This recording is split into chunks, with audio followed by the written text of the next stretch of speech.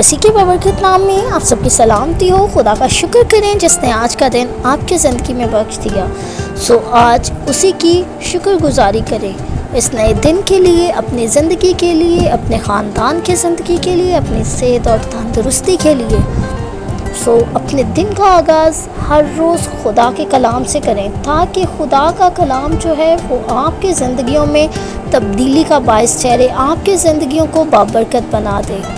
ہم بہت سی دوسری چیزوں کو ٹائم دیتے ہیں، لیکن ہم اس چیز پر دھیان نہیں دیتے کہ صبح اٹھتے ہی ہمیں سب سے پہلے اپنے خدا کا شکر کرنا ہے جس نے ہمیں زندگی دی ہے۔ ہم اپنے دن کا آغاز ہر روز برکت سے کریں تاکہ ہماری زندگیاں بھی بابرکت ٹھہریں۔ خدا کے کلام میں آج ہم دیکھنے والے ہیں استثنا 4 باب اور اس کی 6 آیت۔ تم ان کو ماننا اور عمل میں لانا، کیونکہ اور قوموں کے سامنے یہی تمہاری عقل اور دانش ٹھہریں گے۔ وہ ان تمام آئین کو سن کر کہیں گی کہ یقیناً یہ بزرگ قوم نہایت عقل مند اور دانشور ہے۔ آمین۔ عقل و دانش اس میں نہیں کہ آپ دنیا کے بارے میں کتنا جانتے ہیں، بلکہ یہ کہ خدا کو کتنا جانتے ہیں۔ دنیاوی حکمت آپ کو عقل مند نہیں بناتی، بلکہ ممکن ہے کہ یہ آپ کو خدا کی راہوں کو رد کرنے کی طرف راغب کرے۔ خدا کے لیے ایک قوم کی تخلیق کا مقصد اپنے لوگوں کی فرما برداری کے وسیلہ سے دنیا پر اپنی حکمت ظاہر کرنا تھا۔ جب بھی بنی اسرائیل نے خدا کی پیروی کی، اس نے انہیں برکت دی۔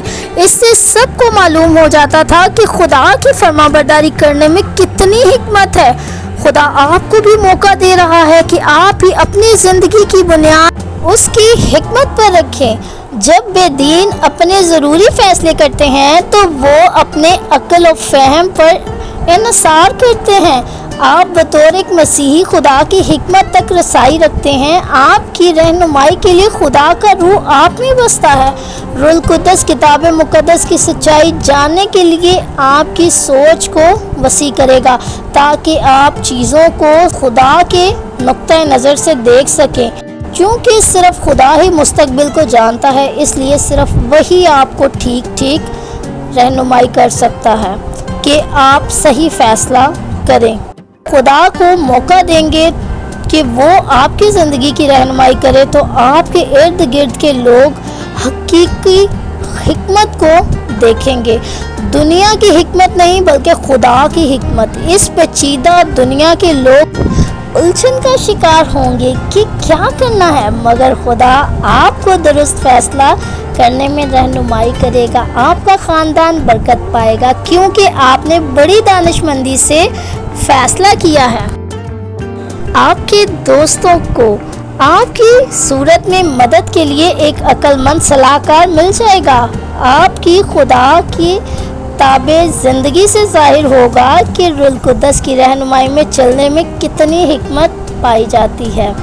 خدا آج آپ کو یہ بات سکھا رہا ہے کہ وہ آپ کو عقل مند اور دانشور بنانا چاہتا ہے۔ تو آج اگر آپ عقل مند اور دانشور بننا چاہتے ہیں تو اس بات کو سمجھ لیں کہ اس کے لیے آپ کو خدا کے ساتھ وقت گزارنا ہوگا۔